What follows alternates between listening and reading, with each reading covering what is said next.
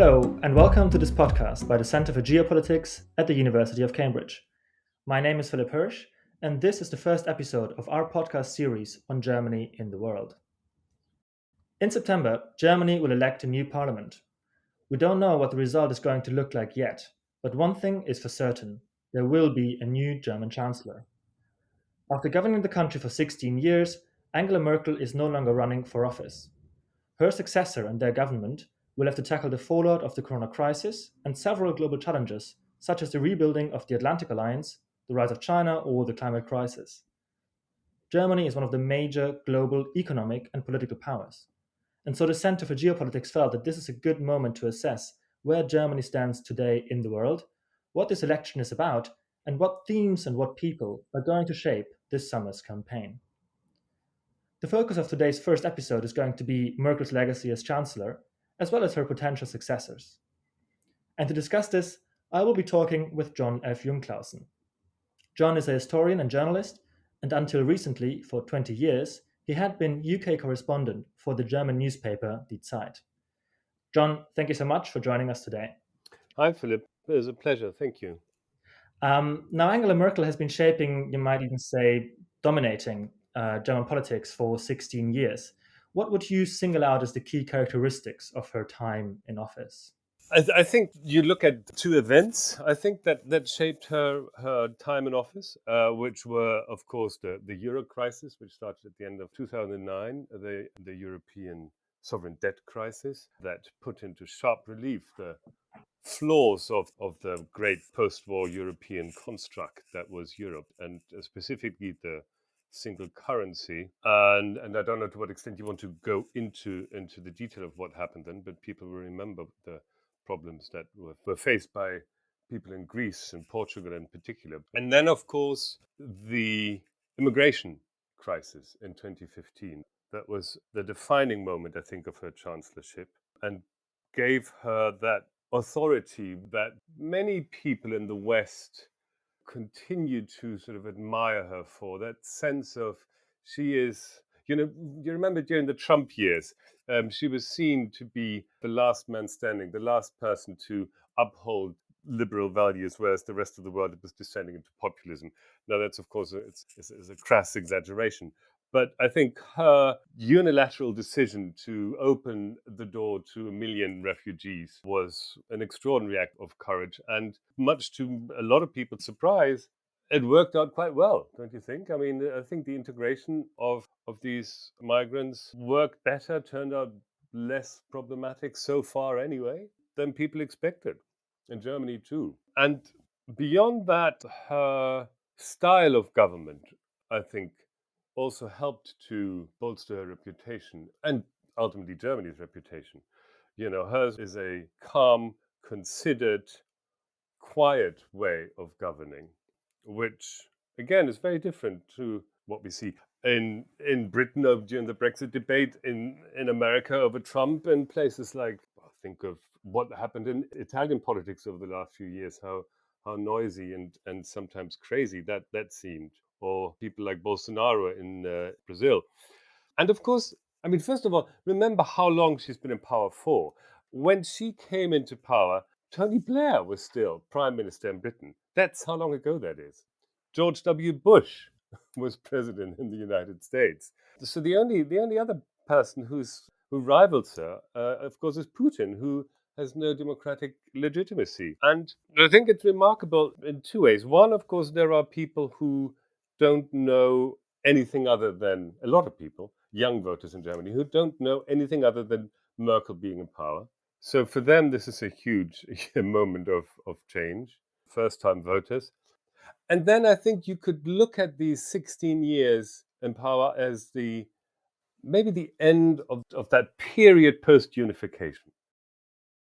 I think the sort of the characterization of the chancellor of crisis is quite widespread one. Sort of, you could even add the corona crisis as sort of the final shape to this characterization. But I mean, the style was certainly different. In particular, if you remember, that Gerhard Schröder was her predecessor, who was much more famous for being rash and quite straightforward in his style. Would you still say that there was some sort of vision behind her? I mean, she continued Helmut Kohl's work in as much as, he was the one who united Germany. She continued that work. Germany isn't united, I think, as a nation. West and East still don't look eye to eye.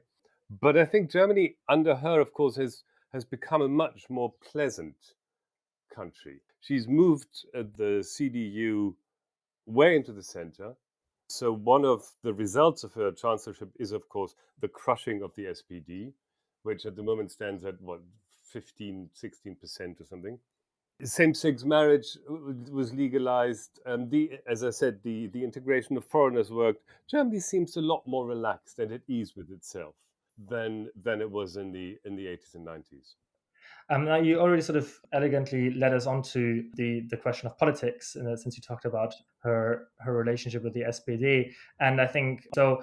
If we just think about the election in September, which is like just about 4 months away, so not that far, she's no longer running. Is that making it a special election, a pivotal election, or is every election pivotal? No, I think this is very different. And it's different for a number of reasons. A, because, I mean, if you look at it from a historian's sort of point of view, in a way, Merkel, as I said, continued the politics from the late 20th century. What she hasn't done very much about is prepare Germany for the challenges of the 21st century. So there's the emergence of China, which offers a new autocratic model that uses capitalist ideas. There's the relationship with Russia, which is posing an increasing threat and which Merkel hasn't done anything about, really. I mean, Ukraine is really an embarrassment for German and EU foreign policy, I would argue. And she hasn't, whilst she was the Autokanzlerin, she did a lot to further German exports and continued this long streak of Germany being, a leading exporter. The change in the automotive industry, of course, is afoot, and it's happening very, very quickly. And I'm not sure that German industry will actually manage to catch up with that new technology in the short time span that we're now seeing. You kind of mentioned two domestic and foreign policy, let's say, agenda almost for the next government. I mean, it looks as if we have two main candidates to follow Angela Merkel, either from her own party, Armin Laschet, Christian Democrat, or Annalena Baerbock, who is a Green Party candidate. Of course, in theory, there's also Olaf Scholz from the Social Democrats. But if you look at the polls, Yeah, as you say, that's a yeah, theoretical. it seems Uh, more relegated to place three. It's between Baerbock and Laschet. Do you think, obviously, foreign policy, as always, it's not really a topic of the campaign so much, but do you think in meeting these foreign policy challenges as they are, there will be a big difference between Laschet and Baerbock, or is there ultimately still some sort of foreign policy compromise, would you think? I think there is a difference. I think Laschet is the obvious candidate to focus on the transatlantic relationship and the rebuilding of that.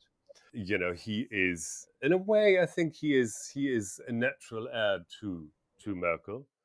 His father was a miner. He is deeply rooted in the local community in North Rhine-Westphalia. He's very active in the Catholic Church. So, Merkel, when she came to office, showed very sort of similar features in terms of character and background to Laschet. The Greens, on the other hand, will put on top of the agenda, their foreign policy agenda, human rights in a way that you wouldn't expect the CDU to do. I mean, they've said this already. They will move away from their sort of pacifist past in the way that Joschka Fischer did in the 90s already.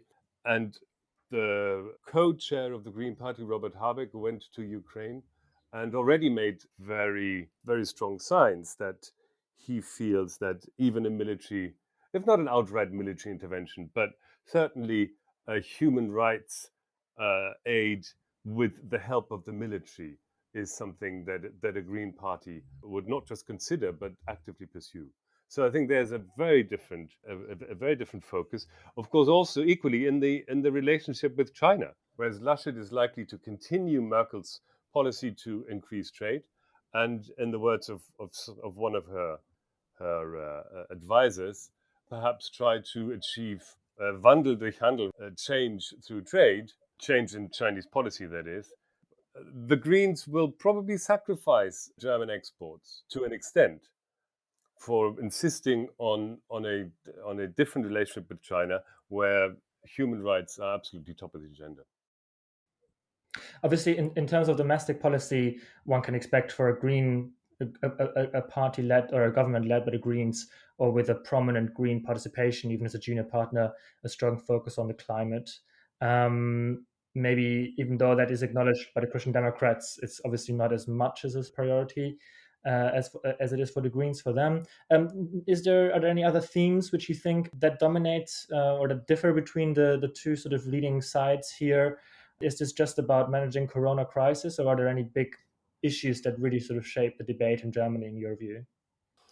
Well, we don't know yet, I think, is the answer. We'll see. Doesn't look as though Corona crisis will be a dominant theme. But at the moment, I think the main task for the Green Party is to persuade voters that they can be trusted. There is a broad base of Green voters who grew up with them, who have seen them settling down and becoming a main party. I read a funny, I can't remember where I read a funny or interesting little statistic that 16% of Green Party voters drive SUVs. And that's more than any other party. So it is that is clearly one sign that the Green Party is now part of the establishment. But of course, they have to persuade liberal Democrat voters, traditional liberal Democrat voters as well, that they can be trusted to be in power, and not erase their sort of more radical roots that they were known for when they first emerged 40 years ago.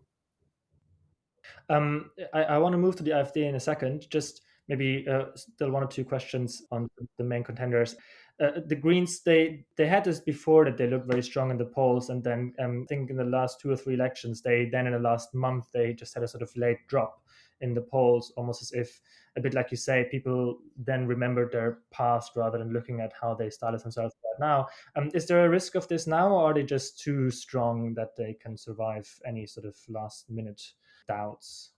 My sense is that they are so strong that we will most definitely see the Greens in government after September 26th, and then the question only being, will they run the Foreign Office or will they run the Chancellery? Yeah, and I mean, that's of course the other thing that we talk about them here a bit as contenders, but obviously one thing that's often talked about is that this might be the year when Germany gets a so-called black-green coalition, a coalition between the Christian Democrats and the Greens, where the Greens are maybe the junior partner and Armin Laschet is chancellor, but someone like Baerbock or Habeck is foreign minister. Is that workable? I mean, it is obviously on several issues the two parties are quite apart, but that hasn't stopped coalitions before. Do you think the German political system can make this one work? Oh yeah, absolutely. I mean, you can get into the debate as to whether it is perhaps not conducive to progress politics in the way that other political systems can. But Germany is certainly not in a state where they want radical change, and neither the CDU nor the Greens are standing for radical change. In Britain, you often hear what one of the sort of often used political slogans in this country is "not fit for purpose." It is something that the opposition always uses, and that is often used during election campaigns. And a root and branch review of institutions or policies is promised. That's not what Germany is. Germany is doing okay. I think Germans are generally happy with the way things are going. The AfD is no longer as prominent a political force as it used to be, although they have their sort of 10%, 10, 11, 12% probably, and they'll keep that. So they're just part of the political landscape. But on the whole, the German voters are content, and they're not looking for a party or a candidate to reinvent the wheel. And both, as I said, both the CDU and the Green are riding on that ticket. and will definitely be able to come up with a compromise during coalition negotiations. But the interesting thing about Laschet is, of course, that he is sort of born at the very heart of Europe. He is born in Aachen, Aix-la-Chapelle, which was the seat of the Holy Roman Emperors. In fact, I don't know whether you know this, but I think his brother did a bit of genealogy and produced a paper that says that the Laschet family are direct descendants of Charlemagne. I don't know how easy that is. Maybe there's a television series in there. But so Laschet's grandmother was born in the French-speaking part of Wallonia in Belgium. Maastricht is across the river. He worked in the European Parliament. So he is, on the one hand, he's deeply rooted in the local mining community where his father worked as a miner. And on the other hand, he is deeply embedded in what can be seen as the cradle of Europe. And that puts a different spin on Europe under Laschet than it would for the Greens, because I think the Greens would challenge Europe wherever they can when it comes to what they regard as their key policies about human rights, about change in industry, from phasing out the internal combustion engine and introducing green energy in transport as well as elsewhere. So I see a sort of potential conflict there in the coalition, but we'll see. You already then now in a side sentence addressed the AfD, the far right Alternative für Deutschland. It joined parliament 4 years ago with a quite solid result of 10%. That was probably on the good side of what they could have expected. Obviously, their big theme at the time was migration. They were the anti-migration, anti-Merkel party. Migration isn't really that important right now. It's obviously all about Corona, maybe the climate. Do you think they haven't really suffered from that shift? You don't see them in jeopardy? But with the CDU having moved so far to the center, and as I said, having crushed the SPD, there is of course a space on the right of the political spectrum, and that has now been occupied quite sort of firmly, I think, by the AfD.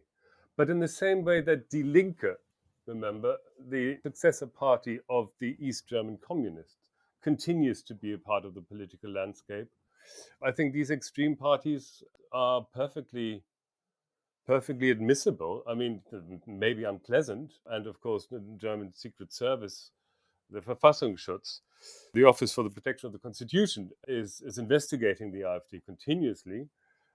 So we don't know whether they have a great future, but I don't see them as a party that will either collapse in the elections or experience some great revival.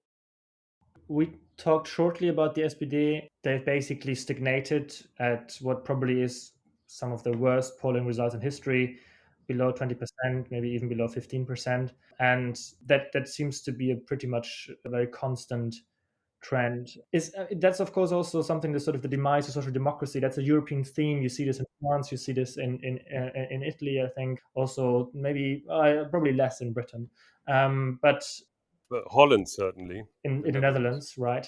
Is that a sort of thought in some sort of European trend that they can't escape? Is that it, or are they going to be? Obviously, that there is this already. The last election, they were hoping to go into opposition and have some sort of revival there. Is there a chance for this? Do you think?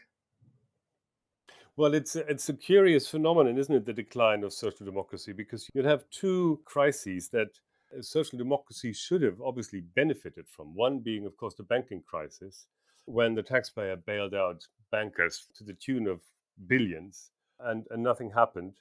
And nothing happened to bankers, but a lot happened to ordinary voters who then suffered from austerity and cuts, especially in Britain.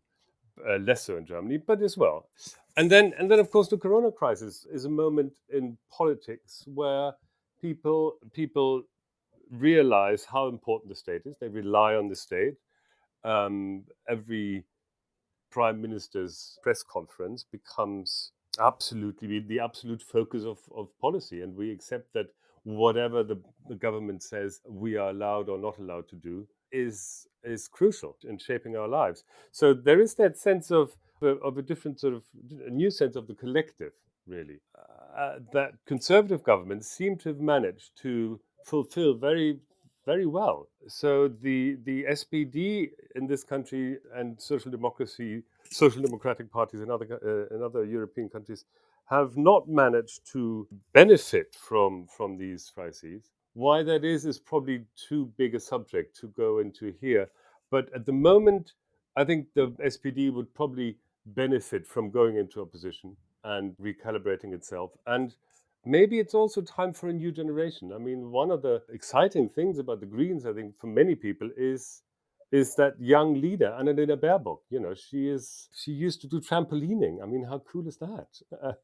And she's 40 years old. You know, and Olaf Scholz looks a bit like all the others, and he's 67 and he's been around forever. And maybe it is time for a change in direction as well as personnel.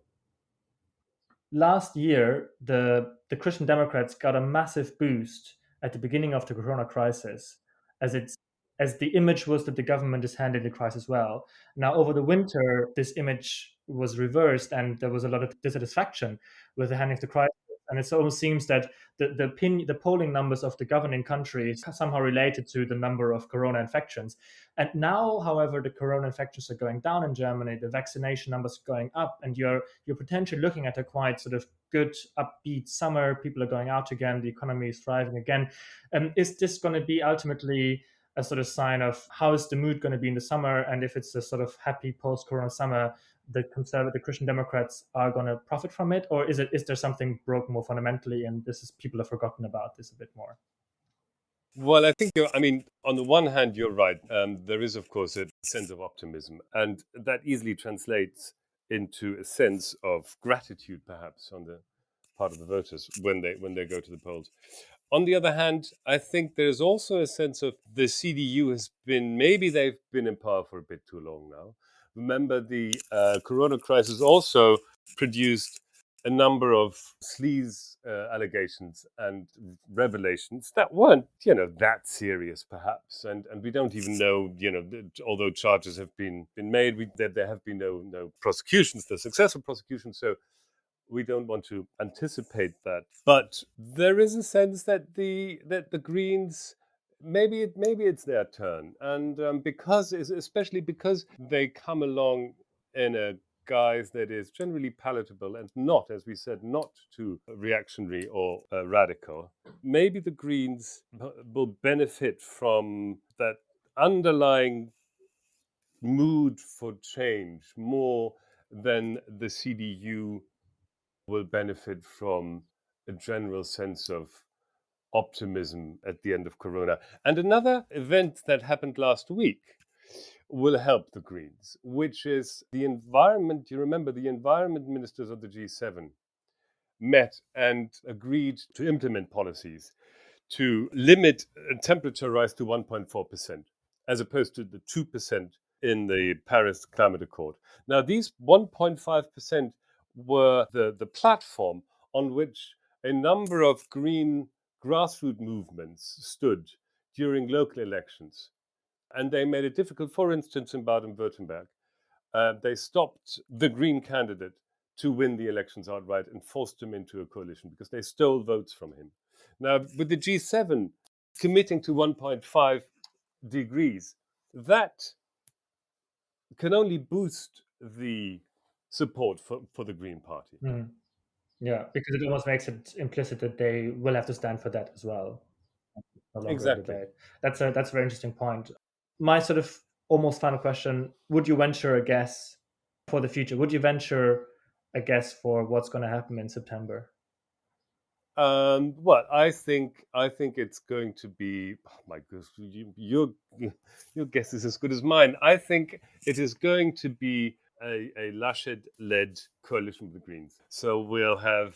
Yeah, I don't think the Baerbock will make it into the chancellery after all, because if you look at East Germany, I think there are generally dissatisfied and large numbers of dissatisfied unhappy people in East Germany. And I can't quite see how the Green Party would get those votes, whereas Laschet is more likely to persuade those.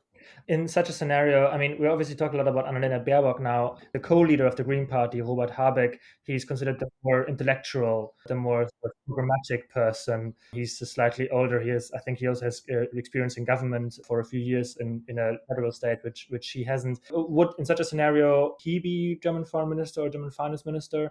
Is he going to be the second man in government to look for? Definitely. I think he's definitely the one. I think the two of them chose Baerbock because she is the communicator. She is an effective communicator and an efficient implementer of policies, whereas he is the brains. But when it comes to coalition and negotiations, I think Habeck will definitely be on top of the list for a senior post in cabinet.